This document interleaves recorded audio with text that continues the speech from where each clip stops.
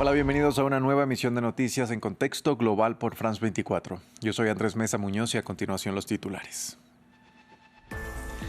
Melissa empieza a azotar Jamaica como un huracán de categoría 5. La isla espera que lo que sería el peor o la peor tormenta en 20 años. Mientras tanto, países vecinos como Cuba y Bahamas empiezan a evacuar a sus residentes de las zonas propensas a recibir el impacto. Termina el estado de excepción que había en 10 provincias de Ecuador. El presidente Daniel Noboa levantó las restricciones que él mismo había impuesto hace 3 semanas por el paro nacional liderado por los indígenas. Tenemos los detalles desde Quito. Crece la preocupación por la guerra en Sudán. El ejército del país dijo haberse retirado de la ciudad de Al-Fashir después de que los paramilitares de las fuerzas de apoyo rápido tomaran el control de la urbe. Unas 26,000 personas han huido durante los últimos 2 días. En deportes comenzó el Masters 1000 de París. El último certamen de esta categoría en la temporada dio inicio con resultados adversos para los tenistas de la región. Lo abordamos en minutos con nuestro compañero Juan Pupiales. Y la presión de Estados Unidos sobre Venezuela abre un nuevo foco de tensión, y es que Caracas suspendió los acuerdos que tiene en materia energética con Trinidad y Tobago bajo el argumento de que la nación insular presta su territorio a Washington para agredir al gobierno de Nicolás Maduro. Los detalles en minutos con Luis Méndez Zurich. Empezamos.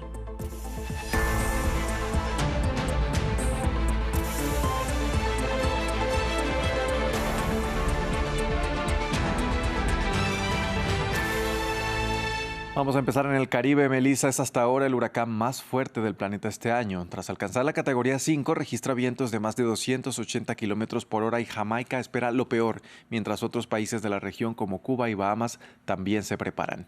Para discutir este tema saludamos hasta ahora a Gabriel Lojero. Él es meteorólogo del Servicio Nacional de Meteorología de Estados Unidos. Gabriel, bienvenido a France 24. Un placer, muy buenas noches. Gabriela, a esta hora, ¿dónde se encuentra actualmente Melissa? ¿En qué momento se prevé que toque tierra en Jamaica? Bueno, Melissa en este momento se encuentra al suroeste de Jamaica, aproximadamente a unas 100 millas al suroeste de Kingston, que es la capital del país. Se espera que durante las próximas horas esta tormenta continúe moviéndose hacia el norte y eventualmente hacia el noreste, tocando tierra sobre la mitad oeste de la isla de Jamaica. Así de que al momento se espera que los vientos más dañinos de esta tormenta afecten principalmente la mitad oeste de la isla, donde los vientos potencialmente de categoría 5, que en este momento son de 280 kilómetros por hora, afecten. Estamos hablando con vientos de esta magnitud, los daños potencialmente podrían ser catastróficos. Hablando de eso, ¿nos puede explicar las características que tiene este huracán para que Jamaica, Cuba y Bahamas, por ejemplo, se estén preparando como lo están haciendo? El tema es que este es uno de los huracanes más fuertes que se ha registrado en récord en la zona del Atlántico y el Caribe. Estamos hablando de un huracán bien peligroso, bien potente, y es un huracán debido a que es un categoría 5, estamos hablando de una categoría máxima. Y generalmente con esos vientos, pues los daños son bien catastróficos. Y entonces un huracán bien peligroso que si uno no toma las acciones necesarias para proteger la vida, pues lo pone en riesgo. Gabriel, un tema que se discute en particular es la velocidad con la que avanza Melissa. ¿Qué tipo de peligro extra implica una tormenta así de lenta? Bueno, el problema es de que a esta tormenta moverse tan lentamente, pues prolonga los efectos sobre el área. Inclusivamente a este momento se está viendo bandas de lluvia que está afectando Jamaica, y la peor parte de la tormenta todavía no ha impactado la isla. Y se ha visto bandas de lluvia en Jamaica en los últimos 2-3 días, y entonces eso aumenta el riesgo de invasiones, y a medida que el núcleo de este huracán se acerca a la isla, pues las lluvias se van a tornar más fuertes y entonces las inundaciones van a ser mucho más graves a través de la isla. Estamos hablando de cantidades de lluvia potencialmente entre 300 hasta en algunos sectores, especialmente en las áreas montañosas, de hasta 800 milímetros. Esa cantidad de lluvia podría causar inundaciones repentinas catastróficas. Gabriel, ¿hasta qué punto la infraestructura de estas naciones caribeñas de las que hemos hablado están preparadas para un huracán de este tipo? Bueno, el tema es que la infraestructura en esta isla no es muy, digamos, fuerte y entonces es vulnerable a sistemas tan potentes como es el huracán Melissa. Así que lamentablemente, debido a la magnitud de los vientos, podríamos ver severo daño a la infraestructura y podría haber lugares que no tengan comunicación por varios días, semanas, inclusivemente meses. Y eso suele ocurrir con estos huracanes intensos que impactan estas zonas con una infraestructura que más pobre, digamos, que en otros países avanzados, de que toma varios días, semanas y hasta meses para recuperarse completamente. Y lamentablemente esta situación se puede materializar con este huracán, especialmente en las zonas donde afecte. Y finalmente, Gabriel, tras su paso por Jamaica, ¿cuál es el riesgo que corren Cuba y las Bahamas, por ejemplo? Bueno, todavía va a haber impactos significativos en esa zona, aunque no va a ser tan fuertes como en Jamaica, ya debido a que el huracán se pronostica que esté a un estado más debilitado a medida que sobrepase Cuba las Bahamas. Y otra cosa también es que se va a mover a una velocidad de traslación más rápida y entonces eso va a limitar el tiempo de los impactos comparado a Jamaica, donde se ha estado moviendo a menos de 5 kilómetros por año, entonces eso prolonga los efectos. Bien, vamos a estar al tanto entonces del recorrido de Melissa. Era Gabriel Lojero, meteorólogo del Servicio Nacional de Meteorología de Estados Unidos. Gracias por acompañarnos aquí en France 24. Un placer. Cambiamos de tema, pasamos ahora a Ecuador, porque terminaron los estados de excepción que había en 10 provincias desde hace 3 semanas, cuando los indígenas convocaron a paro nacional en contra de la decisión del gobierno de eliminar el subsidio al diésel.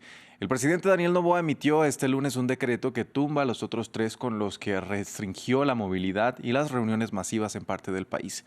Sin embargo, esta medida llega en medio de una ola de violencia sin precedentes con más de 7.400 asesinatos registrados en lo que va de 2025, una cifra que ya supera la del año anterior. Nuestro corresponsal Gustavo Ortega tiene todos los detalles desde Quito.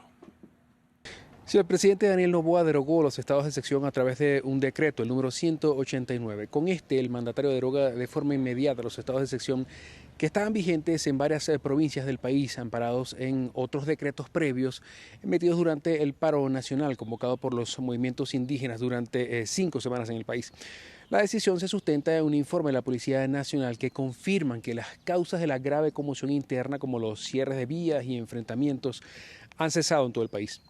El gobierno asegura que las medidas ya no son necesarias y busca restablecer plenamente los derechos constitucionales, el trabajo, la libre movilidad afectados durante las últimas 5 semanas de tensión ocurridas en Ecuador. Sin embargo, este anuncio llega en medio de un contexto creciente de violencia en el país andino. Según registros oficiales, Ecuador contabiliza 7.439 muertes violentas hasta el 27 de octubre de 2025, una cifra que supera el total de 2024 cuando se registraron 7.063, superior al 10% respecto al mismo periodo de 2023. Expertos aseguran que han advertido de la fragmentación de bandas criminales, productos de encarcelamiento y deportaciones, que ha dado paso a estructuras más pequeñas y más violentas que se disputan el control del territorio por el tráfico de la droga y elevan los niveles de riesgo en varias provincias del país. El fin del estado de excepción busca devolver así la normalidad, aunque la inseguridad sigue siendo el principal desafío central del gobierno ecuatoriano. La defensa de Jair Bolsonaro apeló este lunes la condena de 27 años de prisión contra el expresidente de Brasil, el mismo día en que se vencía el tiempo límite para presentar el recurso. Sus abogados sostienen que no hubo una cadena de mando liderada por Bolsonaro, sino que los involucrados tomaron sus propias decisiones. También alegan que en el fallo de septiembre hay contradicciones. La sentencia la dictó la primera sala del Supremo Tribunal Federal del país, compuesta por 5 magistrados, y la apelación la discutirá el mismo grupo de togados, sin que se tenga una fecha límite para dar su dictamen. Pasamos a Japón, la segunda parada de la gira asiática del presidente de Estados Unidos, Donald Trump. El mandatario y su equipo se encontraron con la recién elegida primera ministra Sanae Takaichi, con quien sostienen una reunión para tratar de relanzar las relaciones bilaterales. Durante el encuentro, Takaichi felicitó al republicano por haber liderado un cese el fuego en Gaza, al que calificó como un logro histórico. Luego de este encuentro, Trump visitará a sus tropas en la base naval de Yokosuka. Esta escala en Japón es el abrebocas para el plato fuerte de la gira asiática de Donald Trump y es el encuentro con el presidente chino Xi Jinping el próximo jueves en Corea del Sur. El cara a cara hace crecer las expectativas ante un posible acuerdo entre las dos mayores economías del mundo para aliviar las tensiones que ha provocado la guerra comercial, ante la imposición de aranceles de lado y lado y la restricción a intercambios de tecnología y minerales críticos. Jesús Yahure nos cuenta más.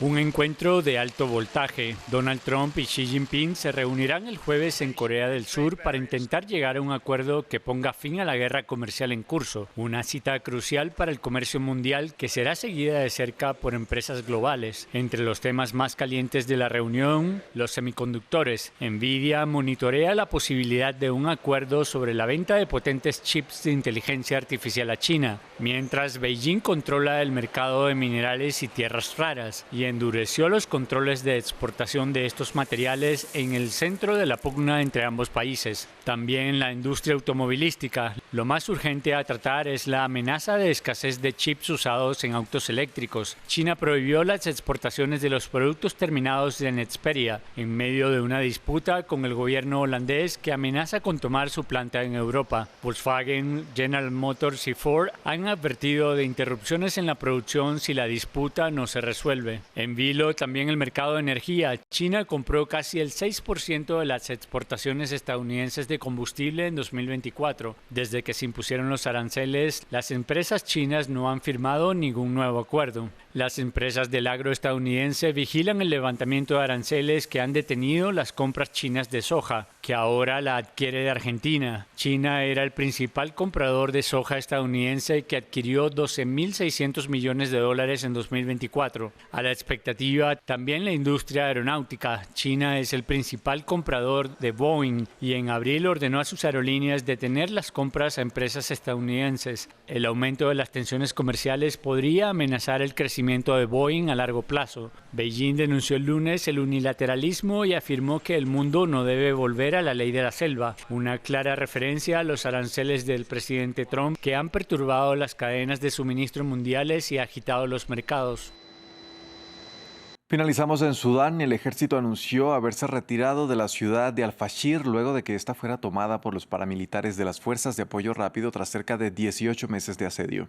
Este era el último bastión de las Fuerzas Armadas en la región de Darfur, epicentro de los conflictos entre ambas partes y escenario de una grave crisis humanitaria. La Organización Internacional para las Migraciones estima que unas 26.000 personas han huido del Al-Fashir en los últimos 2 días, mientras crece el temor por las represalias contra los más de 200.000 residentes que permanecen en dicha urbe. Hemos acordado retirar el ejército de la ciudad de Al-Fashir a un lugar más seguro para evitar que los ciudadanos y el resto de la ciudad sean destruidos.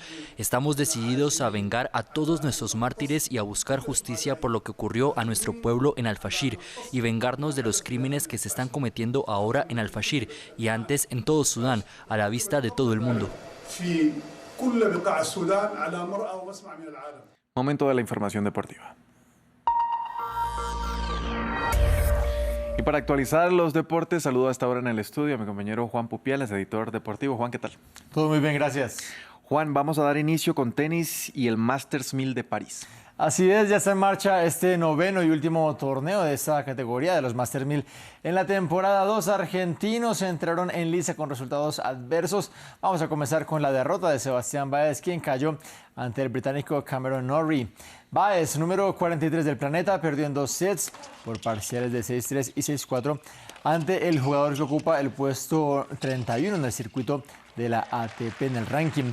Debut de la Défense Arena como hogar de ese certamen, luego de más de 40 años de disputarse en la Arena Bercy. Este nuevo recinto en la zona financiera de París acoge ahora la competición. Momento de ver la definición de este punto, que iba a terminar, como les comento, en esa derrota para el argentino, que no pudo ante el británico, que celebraba así con el puño. De otra parte, la victoria para los tenistas de la región vino de la mano de Francisco Cerúndolo, que venció en 2 sets al bosnio Damir Sumhur. Victoria por doble 6-3 en 1 hora y 16 minutos de partido. El que debuta ya este martes en unas horas precisamente es el español Carlos Alcaraz, el número 1 del mundo, quien va a ser el rival de Norrie precisamente. El ibérico lleva 3 semanas recuperándose de una lesión sufrida en uno de sus tobillos en Shanghái, y esto afirmó sobre sus expectativas.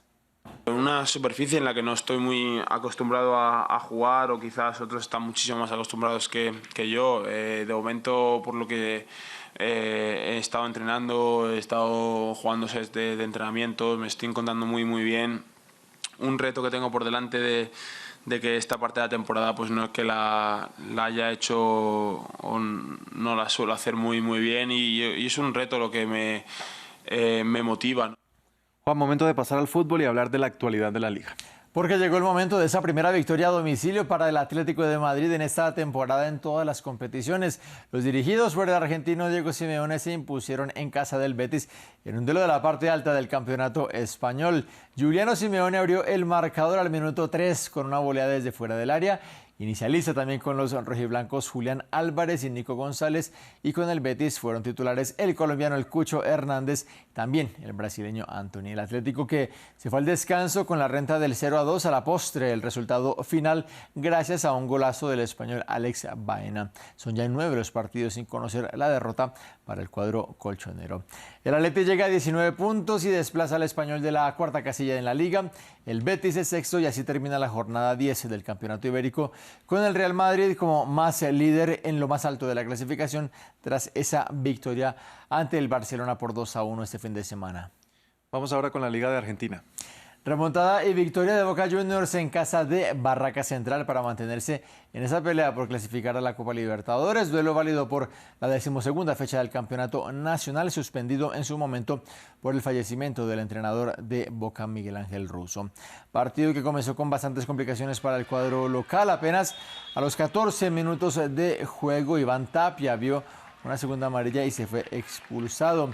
Pese a la minoría de jugadores, Barracas respondió al minuto 20 con el que es sin duda alguna uno de los goles de la fecha y del campeonato. Golazo de Rodrigo Insúa a unos 40 metros de distancia. Nada pudo hacer Marchesín ante ese gran disparo. Hubo que esperar al segundo tiempo para la reacción del Ceneice. Entró Ezequiel Ceballos, quien completó 2 asistencias, doblete de Milton Jiménez para darle la vuelta al marcador entre el minuto 53 y el 56. E iba a ser en el minuto 65 cuando llegó Miguel Merentiel para completar el que iba a ser el 1-3 final. Boca, que se sitúa en la segunda posición de la tabla anual en la pelea por esos puestos de Copa Libertadores. Juan, en más fútbol vamos con buenas noticias, hay que decirlo, para la selección femenina de Afganistán, que volvió a las canchas. Después de 4 años, las futbolistas de Afganistán jugaron su primer partido como selección. Lo hicieron este fin de semana en Marruecos, en el marco de un torneo organizado por la FIFA y que le permite a estas mujeres representar a su país, algo que no pueden hacer dentro de su territorio nacional desde la llegada al poder del grupo talibán en 2021. Duelo disputado en Berrechit, Marruecos, contra el combinado de Chad, y que comenzó con un gol de penalti en favor de Afganistán. Iba a ser el único tanto de un encuentro que terminarían perdiendo por 6-1. Fue en el mes de mayo cuando la FIFA dio luz verde para la creación de un equipo de refugiadas de Afganistán bajo la dirección de la escocesa Pauline Hamill. El grupo adoptó el nombre de Mujeres Unidas de Afganistán y crea una nueva etapa para un combinado que antes del ascenso de los talibanes contaba con 25 futbolistas bajo contrato, las cuales casi todas viven actualmente en Australia. Bien, y vamos a finalizar hablando de uno de los hijos de Cristiano Ronaldo. Es Cristiano Ronaldo Jr., el mayor de estos 5 hijos del astro portugués, quien continúa con los primeros pasos de su carrera. Cristianinho, como se lo conoce, fue convocado por primera vez con la selección sub-16 de Portugal y hace parte de la concentración en Oeiras. El jugador de 15 años, integrante de la Academia Juvenil del Al Nassr, el equipo de Arabia Saudita, donde juega su padre, hace parte de la lista de 22 futbolistas que van a disputar el torneo de la Copa de Federaciones a realizarse en Turquía entre el 30 de octubre y el 4 de noviembre. Su abuela, quien veíamos ahí, Dolores Aveiro, es la madre de Cristiano Ronaldo y se veía con mucho orgullo presenciar a su nieto.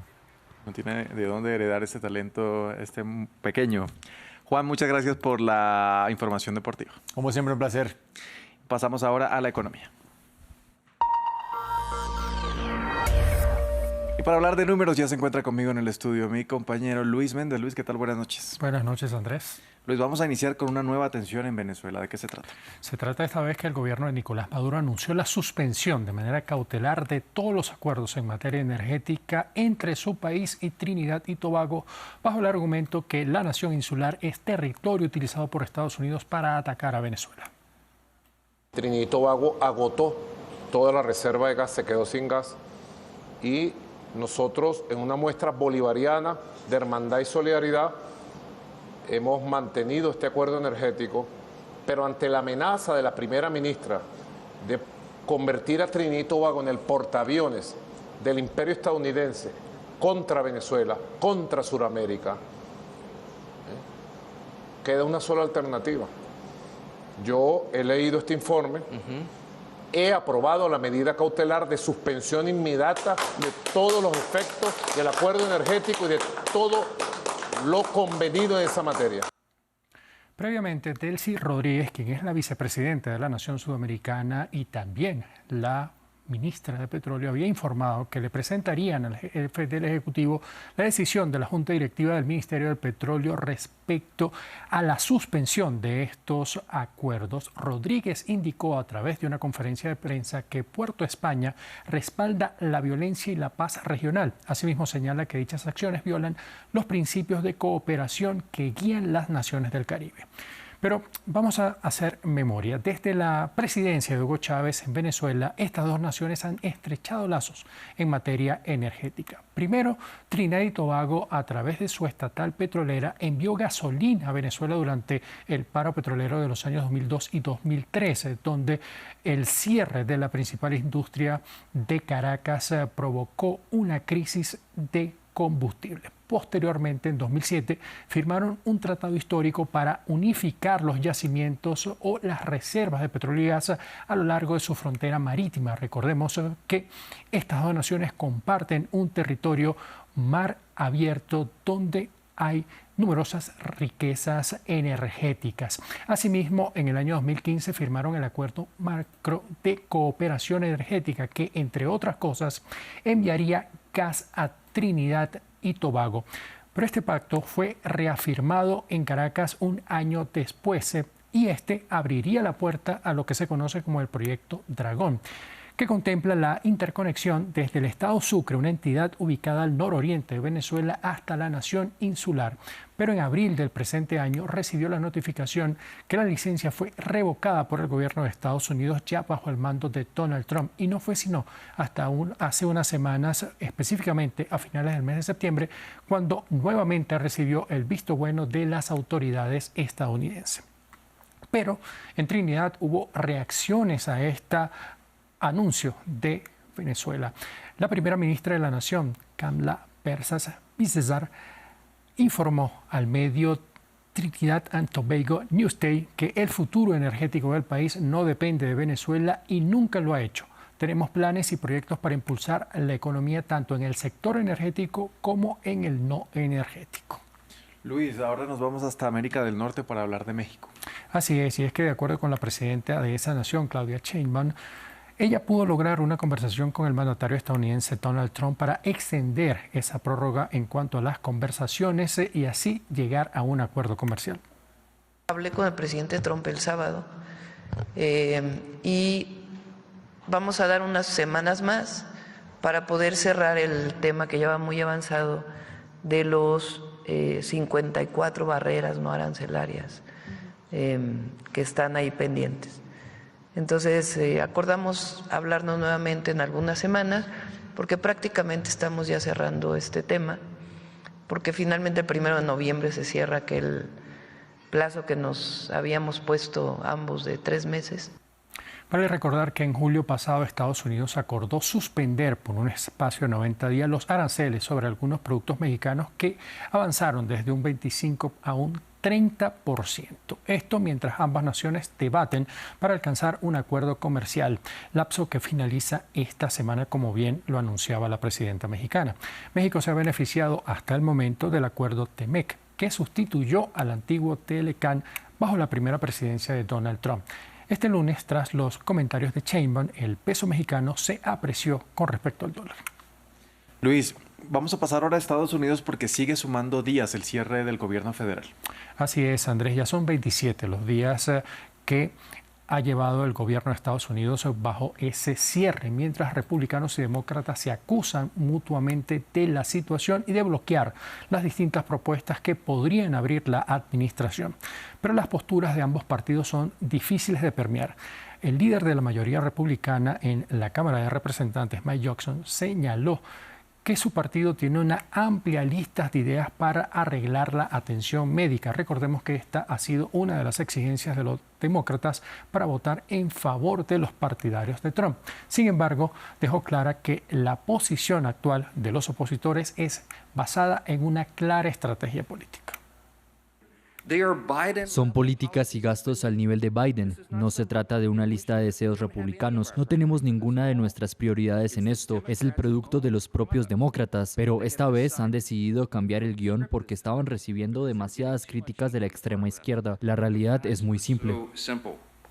Pero a la par que en el Senado los legisladores de ambos bandos buscan convencer a sus rivales, la población sigue padeciendo de muchos problemas. Uno de ellos es el de la escasez de controladores aéreos que empieza a provocar retrasos en diversos vuelos dentro de la Unión Americana. Recordemos que este personal está trabajando sin recibir salario. Por otro lado, y para minimizar el impacto de la suspensión de labores de algunos trabajadores, la ONG World Central Kitchen comenzó a distribuir alimentos en Washington, D.C., la capital de Estados Unidos. Vamos con los indicadores, Luis.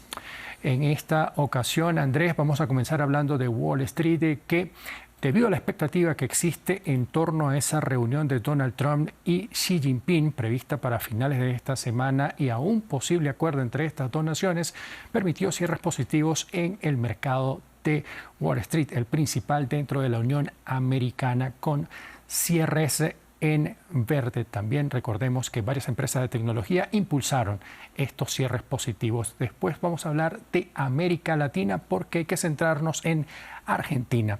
Tras los resultados de las elecciones legislativas de este domingo, aunado también a ese rescate financiero que está recibiendo del gobierno de Estados Unidos, el principal mercado de Buenos Aires cerró con un incremento de más del 20% a lo largo del día. También los buenos comentarios que existen en torno a la posibilidad de que la Reserva Federal realice un nuevo recorte de tasas generaron cierres positivos tanto en Brasil como en México.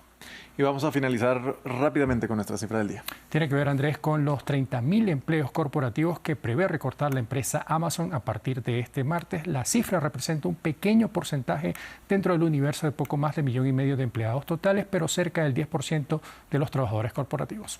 Luis, gracias por la información de la economía. Nos vemos mañana con más. A ti, Andrés, un placer. Y a ustedes, televidentes, gracias por sintonizarnos. Hacemos una breve pausa y ya regresamos. Quédense con nosotros.